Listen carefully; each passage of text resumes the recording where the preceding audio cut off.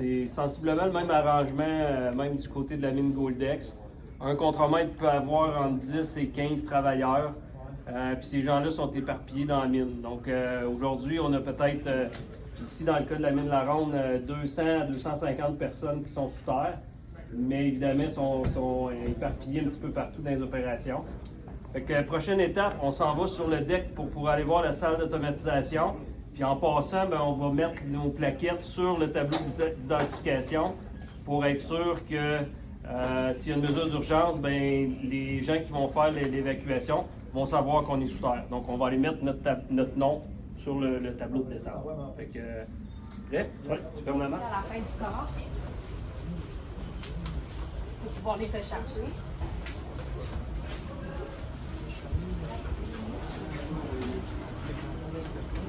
On va le mettre tout ici avec moi. On va les mettre ici.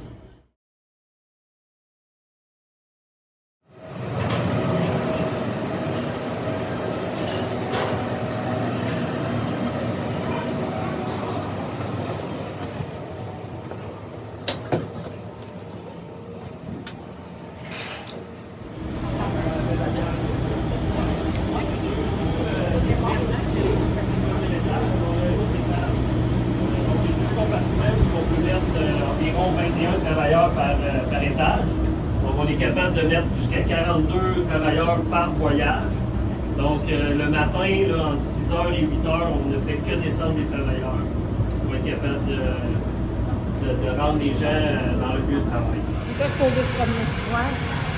Mais je pensais pas que c'était si élevé. Ben oui, ici, là, on se sent bien, il y a de l'air, c'est éclairé. Quand on parle d'une galerie, c'est juste un gros là. Les gens sont pas. Je pensais pas que c'était si élevé comme plafond. Moi, je m'attendais à des petites affaires. On a des gros équipements, puis on va le voir dans le garage tout à l'heure.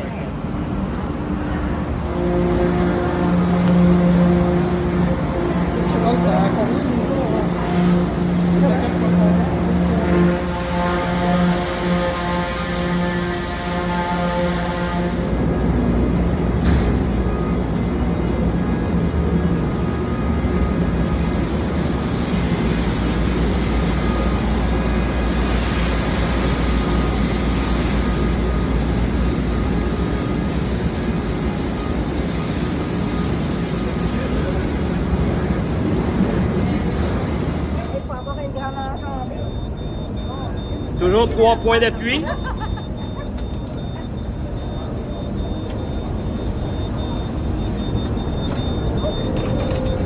Vous êtes prêts à partir? Là, c'est la chanteuse. Comme ça. Donc à ce niveau-là, il y a des caméras de recul. Quand le camion est parti, vous êtes en mesure de voir les caméras de recul, les caméras de côté aussi, parce qu'il y a plusieurs angles morts. Mais ça reste que ça prend plusieurs heures de formation avant de pouvoir partir avec le camion dans une galerie, là. Wow. Merci.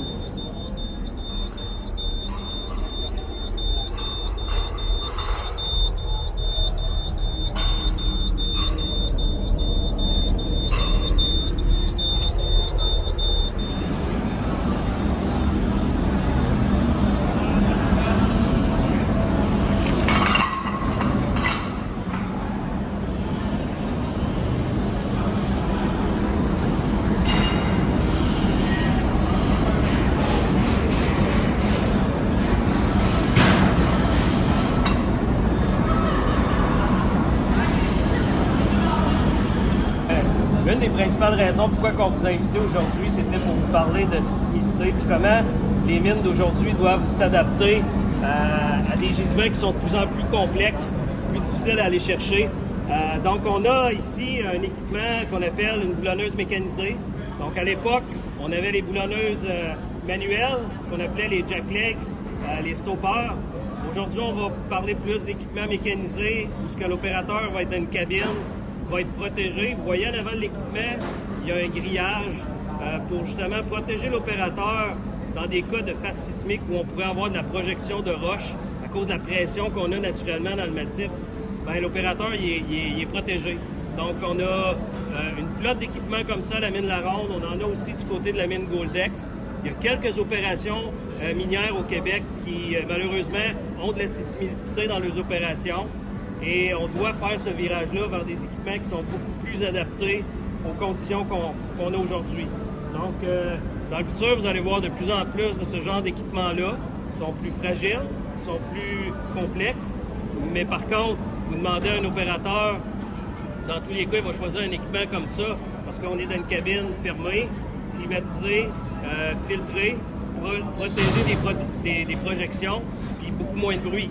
Donc, on parlait de protection auditive tantôt. Bien, dans un équipement comme ça, on vient maximiser la protection du travailleur. Donc, pour nous, là, c'est une nécessité d'investir dans ce genre d'équipement-là. Bien, la mine La Ronde génère quand même de la sismicité depuis quelques années. Quand on est rendu à des profondeurs de plusieurs kilomètres, comme ici, autour de 3 kilomètres, il faut comprendre que le contexte aussi du Québec, on a une roche qui est souvent rigide, donc a tendance à générer un peu plus de sismicité. Donc présentement, on est plus dans un contexte où on va continuer de générer de l'activité sismique, d'avoir de l'activité sismique dans la mine La Ronde. Bien, en fait, on suit le gisement. Le gisement s'en va en profondeur. Donc, si on veut continuer de pouvoir récupérer le gisement, bien, on doit s'adapter. Donc, à chaque année, on revise nos standards, on revise nos politiques pour être en mesure de garder la protection des travailleurs. Donc, ce qu'on faisait il y a 10 ans, bien, on serait plus capable d'utiliser les mêmes standards parce qu'on est plus creux.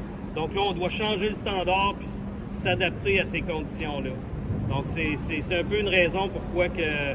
Sinon, ben, si on ne s'adapte pas, ben, le risque va augmenter. Puis si le risque augmente, ben, un jour, on va devoir malheureusement arrêter l'opération.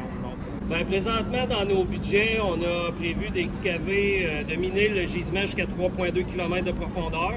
Mais on aimerait pouvoir le miner jusqu'à 3,5. Le gisement est encore ouvert en profondeur. Donc, tant qu'on est capable de s'adapter, d'amener des nouvelles technologies justement pour retirer nos opérateurs des phases plus problématiques, ben on pense être capable d'y arriver. Ben souvent, il va manquer de la disponibilité d'équipement. Un des grands problèmes depuis la pandémie, je vous dirais, c'est d'avoir le matériel.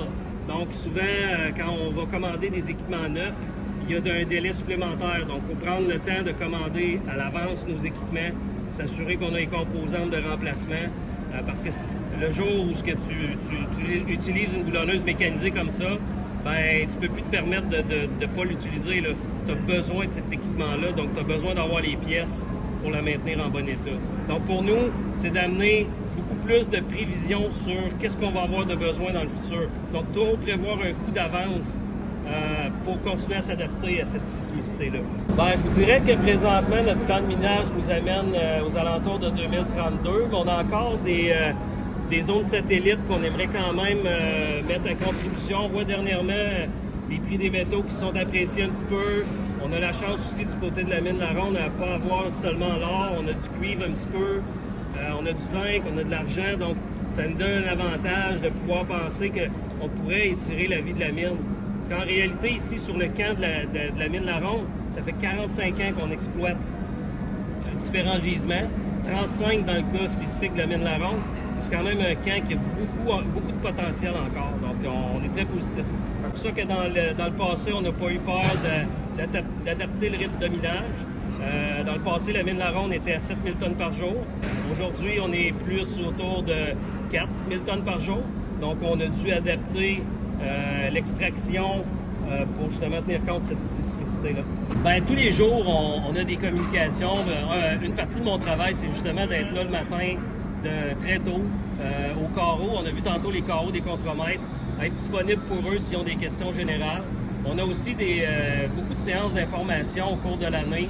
On leur communique l'information, on le fait en toute transparence avec eux. Tout ce qui va se passer dans notre opération, on lui présente l'information, les décisions qu'on va prendre. On les inclut dans les changements. Quand on a commencé à introduire ces boulonneuses-là, on l'a fait avec eux. Je ne vous cacherai pas que ça a été difficile au début parce que c'est des équipements beaucoup plus techniques, mais on a passé au travers ensemble. Donc, la clé, c'est de continuer d'impliquer nos gens dans ce qu'on fait pour qu'ils comprennent c'est quoi les enjeux. Mais je vous dirais que le défi, tu l'as mentionné, c'est communication. Donc, on doit constamment donner de l'information à nos gens pour qu'ils comprennent qu'est-ce qu'on fait pour eux.